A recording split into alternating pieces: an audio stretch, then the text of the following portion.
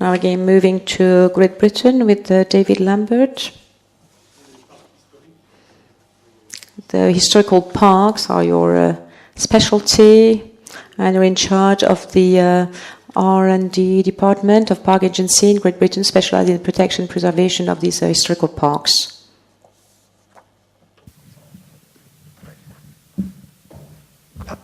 Bonjour.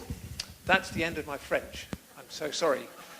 But thank you for putting up with the translation. And I love avenues. J'adore les avenues. Okay, War Memorial Avenues in the UK.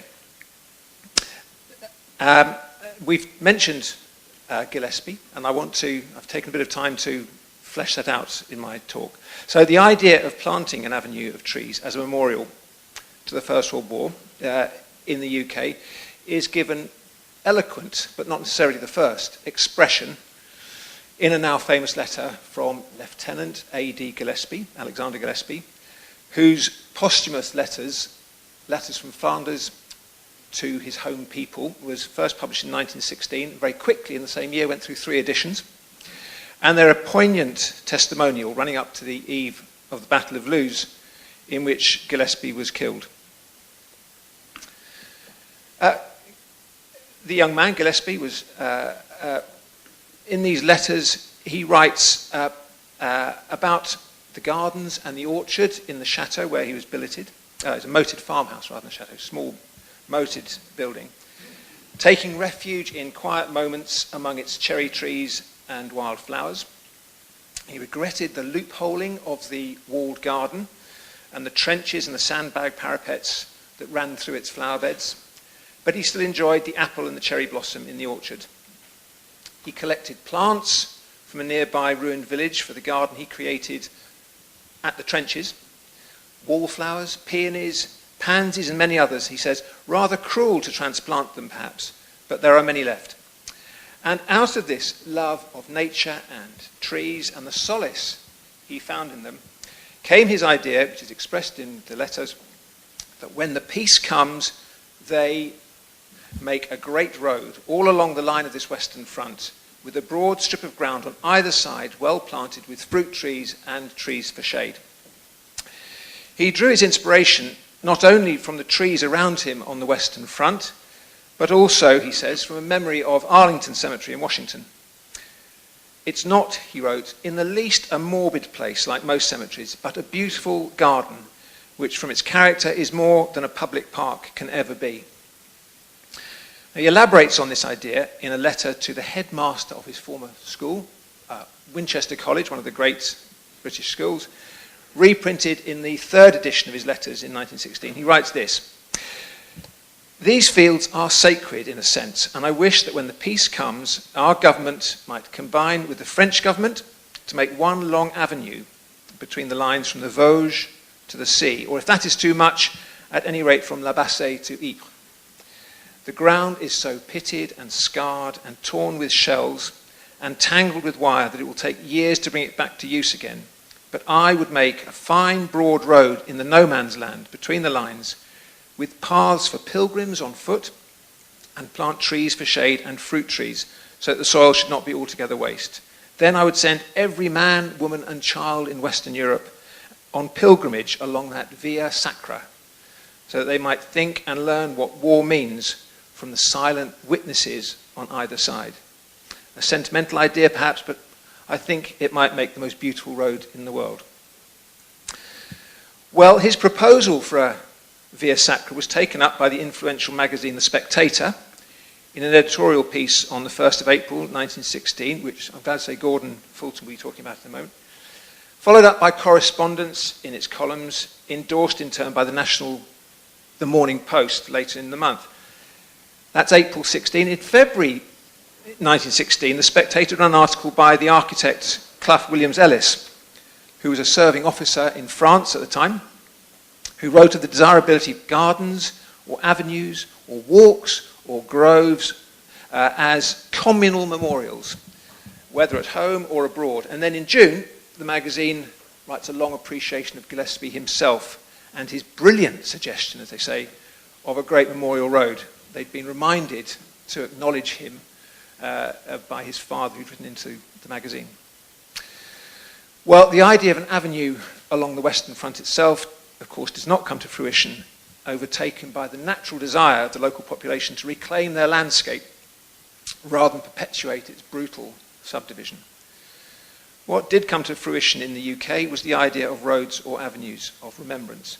And in 1919, the Roads of Remembrance Association was formed, and it published in 1920 a manifesto in the form of a modest pamphlet entitled Roads of Remembrance as War Memorials. This proposed both the planting up of existing roads and also the building of new roads and road improvements that would be dedicated as war memorials.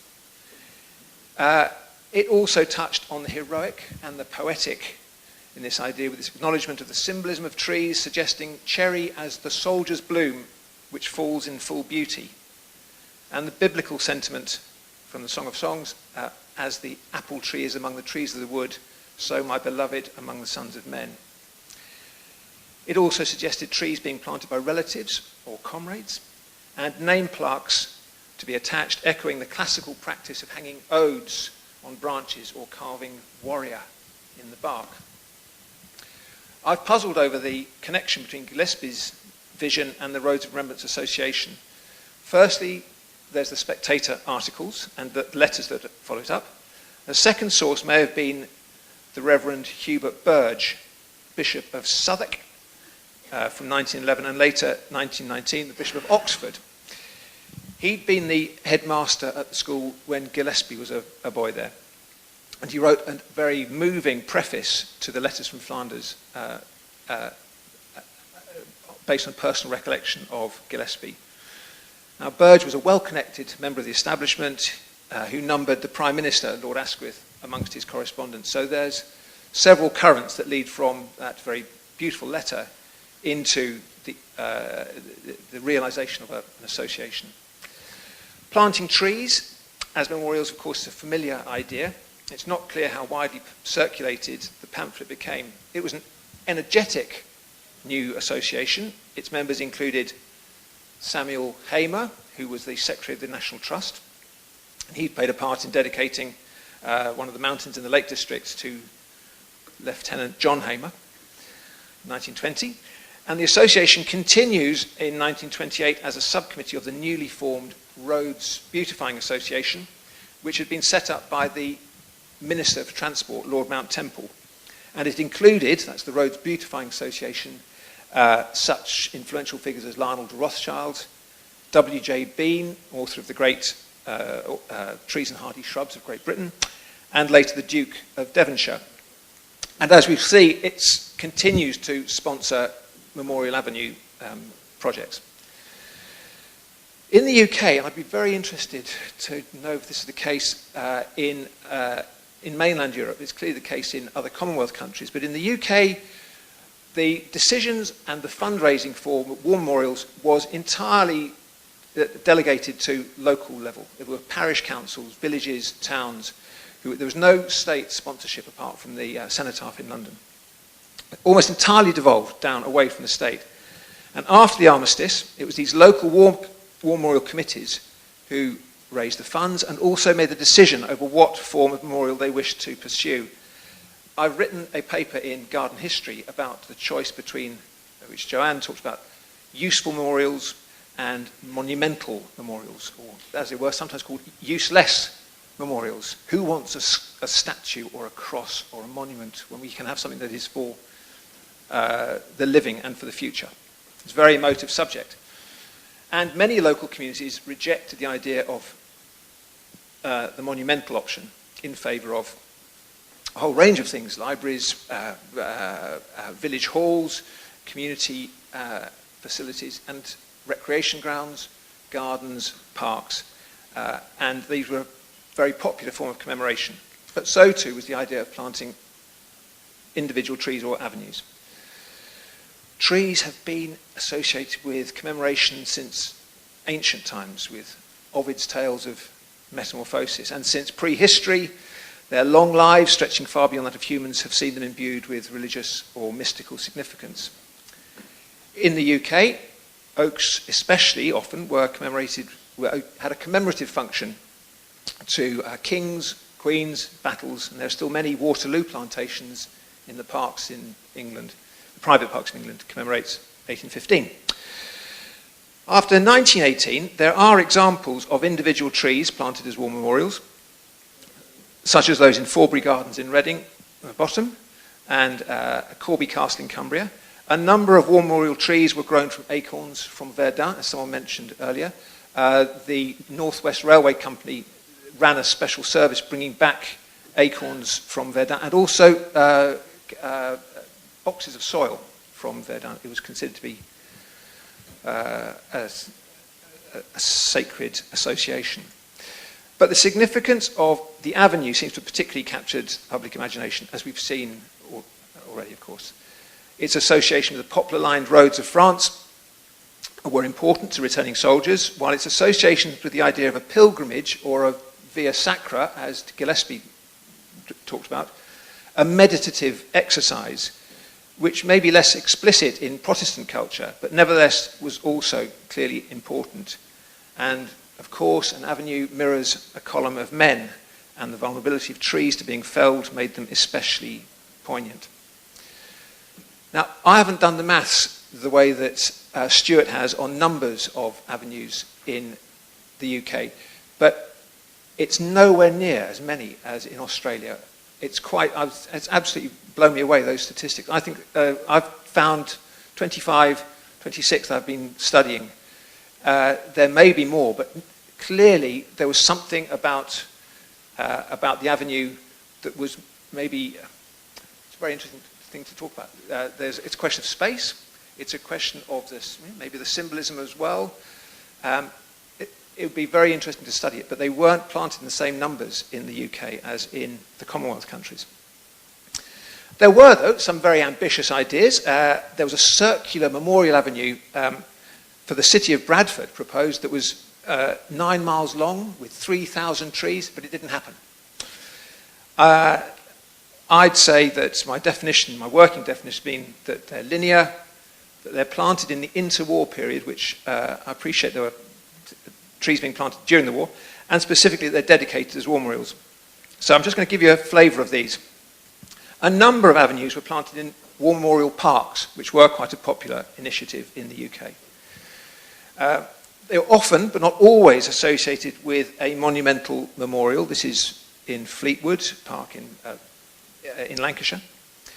And sometimes they led to the local parish church, as this one in Walford in Herefordshire. Memorial avenues were planted alongside existing roads. This is East Keswick in Yorkshire. And also on new roads being developed after the war. This is in Sittingbourne. Residential streets and sometimes on arterial routes, such as the A133 at Colchester, or the new road in Coseley, in Birmingham. Now, the first, I found it quite unusual, but I appreciate that's not the case having heard about Australia, but the first trees planted in honour of 560 boys from the Crooksmoor Road School in Sheffield were planted in March 1917. I don't think that's common in the UK. I think most were planted after the war, so this is unusual. More were added later to the Western Road in Sheffield. And they've been the subject of, many people know about the conservation battle in Sheffield, and the council only backed down on the 6th of November, am I correct, Chris, in their decision to fell a large number of these. The Promenade de Verdun in Kent is part of a residential development built in 1922. That's now been registered as a landscape of national importance.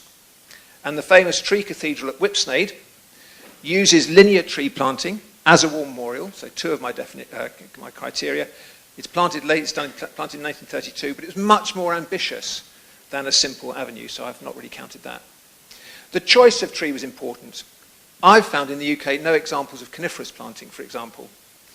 Oaks had strong patriotic associations, naturally. Limes had chivalric, kind of Teutonic, actually, association and symbolism. I've referred to the cherries and the apples. Maples were planted for the Canadian Servicemen's Memorial Avenue.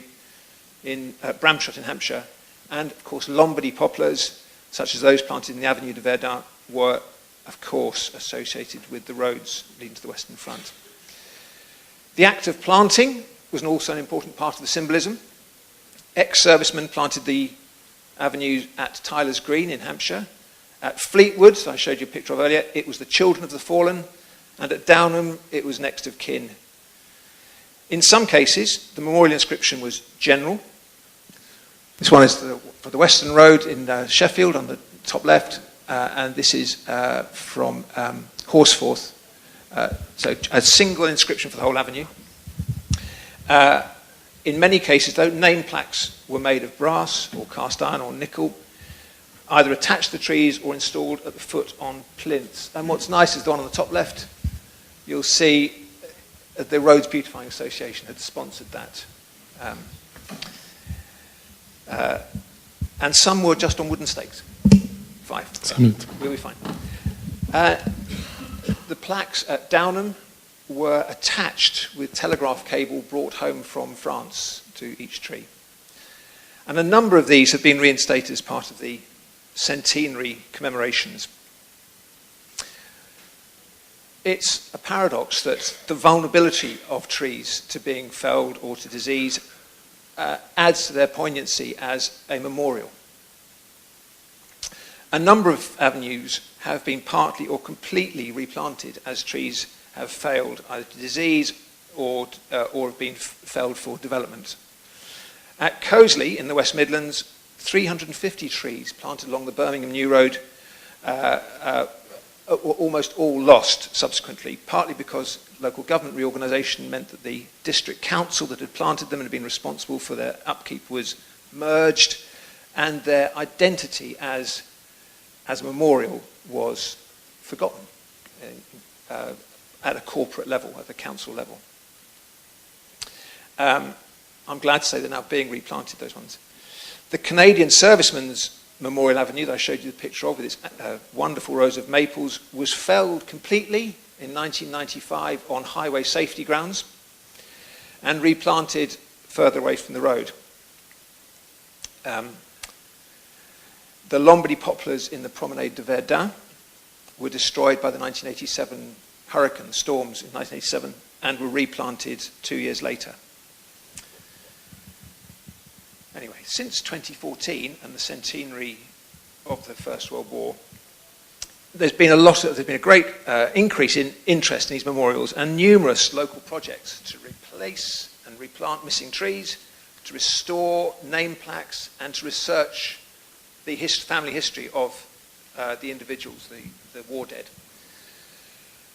And finally, I want to mention that Gillespie's vision of this pilgrimage route, the Via Sacra, has been taken up by a charity, the Western Front Way, which has been dedicated to forming a long-distance footpath along the routes, with the first section from Arras to Ypres planned for opening early in 2019.